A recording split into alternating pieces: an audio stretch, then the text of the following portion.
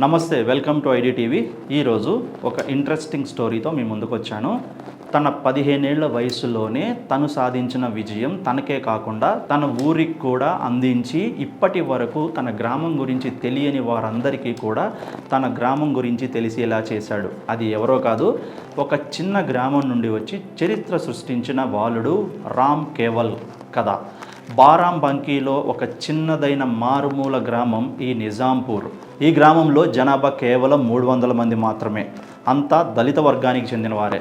స్వతంత్రం వచ్చిన తర్వాత ఎన్నో దశాబ్దాలు గడిచినా అక్కడ విద్యా స్థితి మారలేదు. అంటే ఆ గ్రామంలో కనీసం చదువుకున్న వారు పట్టుమని 10 మంది కూడా లేరు. అయితే రామ్ కేవల్ అనే ఒక 15 ఏళ్ల బాలుడు మాత్రం ఆ చరిత్రను తిరగరాశాడు.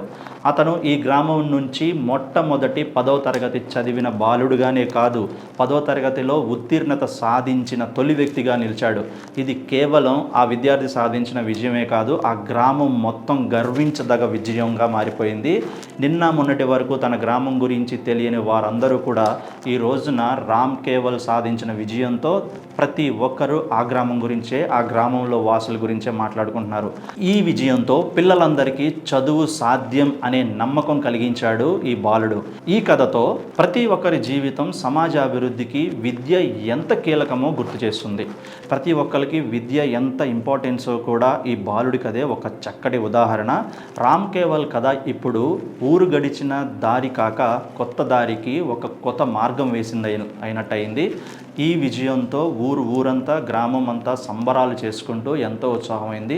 ఇతను వేసినటువంటి తొలి అడుగే మరికొంతమంది చదువు వైపు అడుగులు వేయటానికి ఒక చక్కటి దారి వేసింది. ఏదైనప్పటికీ తన 15 ఏళ్ల వయసులో ఒక మంచి విజయాన్ని సాధించి తనకే కాదు, తన ఉన్న గ్రామానికి, తల్లిదండ్రులకు కూడా మంచి పేరు తెచ్చిపెట్టాడు.